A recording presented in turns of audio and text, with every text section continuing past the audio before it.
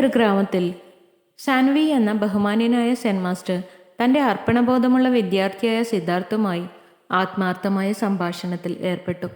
സൂര്യൻ ചക്രവാളത്തിന് താഴെയായി മുങ്ങി ആകാശത്ത് ചൂടുള്ള നിറങ്ങളുടെ ഒരു പാലറ്റ് വീശുമ്പോൾ മാസ്റ്റർ സാൻവി അനുഭൂതിയുടെ രഹസ്യങ്ങളെക്കുറിച്ചും ദൈനംദിന പ്രകടനങ്ങളുടെ അഗാധമായ പ്രാധാന്യത്തെക്കുറിച്ചും ഒരു കഥ മെനയാൻ തുടങ്ങി. സിദ്ധാർത്ഥ് മാസ്റ്റർ സാൻവി തുടങ്ങി. ഹൃദയത്തെ ഒരു വിശുദ്ധ പൂന്തോട്ടമായി സങ്കല്പിക്കുക. അവിടെ ഓരോ ദിവസവും വികാരങ്ങളുടെ വിത്തുകൾ വിതയ്ക്കപ്പെടുന്നു. ഹൃദയത്തിൻ്റെ മന്ത്രിപ്പുകളും ദൈനംദിന പ്രകടനങ്ങളുടെ മാന്ത്രികതയും ഞാൻ നിങ്ങളുമായി പങ്കിടട്ടെ. സിദ്ധാർത്ഥ് ആകാംക്ഷയോടെ ബോധിവൃക്ഷത്തിൻ്റെ ചുവട്ടിലിരുന്നു. മാസ്റ്ററുടെ വിവരണം വെളിപ്പെട്ടു. കാവ്യയുടെ കഥ. ത്തിൻ്റെ ഹൃദയഭാഗത്ത് കാവ്യ എന്നൊരു യുവതി ജീവിച്ചിരുന്നു. മാസ്റ്റർ സാൻവി പറഞ്ഞു.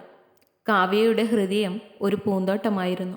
ഓരോ സൂര്യോദയത്തിലും വിരിയുന്ന വികാരങ്ങളുടെ സങ്കേതമായിരുന്നു ഓരോ വികാരവും.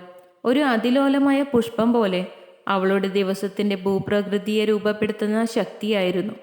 യജമാനൻ്റെ ജ്ഞാനം ഉൾക്കൊള്ളാൻ തയ്യാറായ കാവ്യയുടെ ഹൃദയത്തിനുള്ളിലെ ഊർജ്ജസ്വലമായ പൂന്തോട്ടം സിദ്ധാർത്ഥ് വിഭാവനം ചെയ്തു.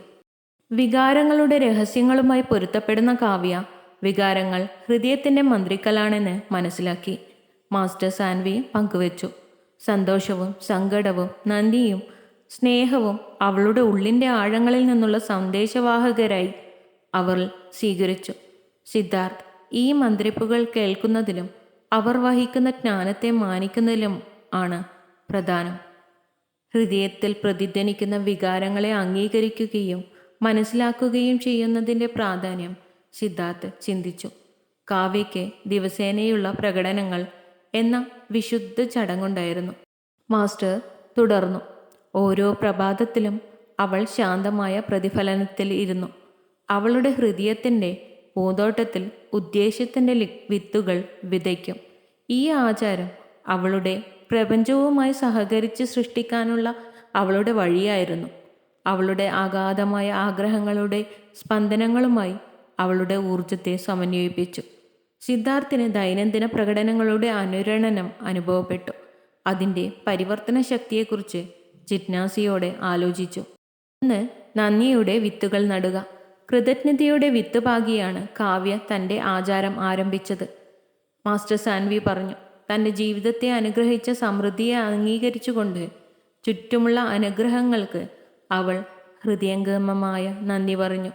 നന്ദി സിദ്ധാർത്ഥ് പ്രകടനത്തിൻ്റെ വിത്തുകളെ പരിപോഷിപ്പിക്കുന്നു. ഫലഭൂയിഷ്ടമായ മണ്ണാണ്.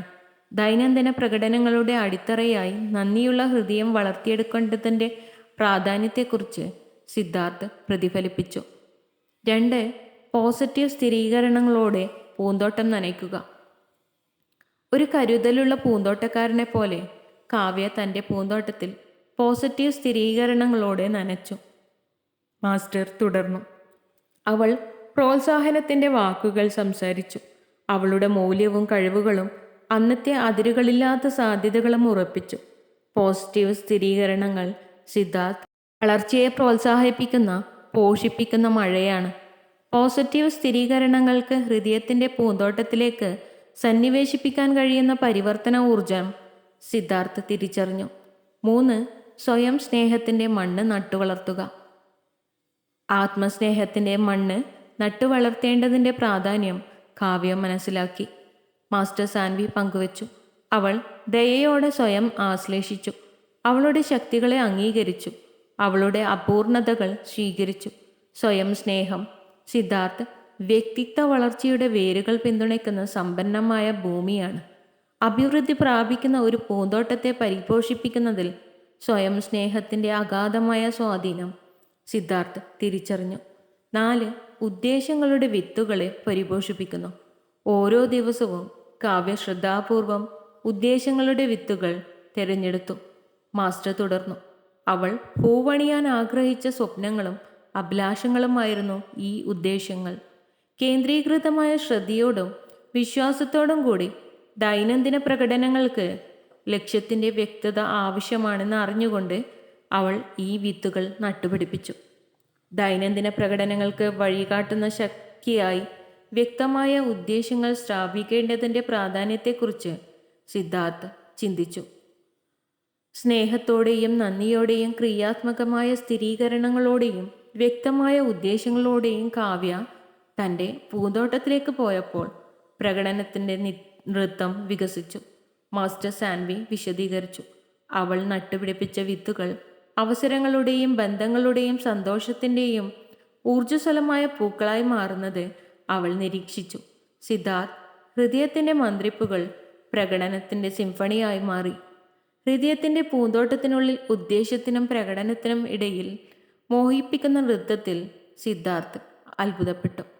ഓർക്കുക സിദ്ധാർത്ഥ്, വികാരമാണ് രഹസ്യം, മാസ്റ്റർ ഊന്നി പറഞ്ഞു.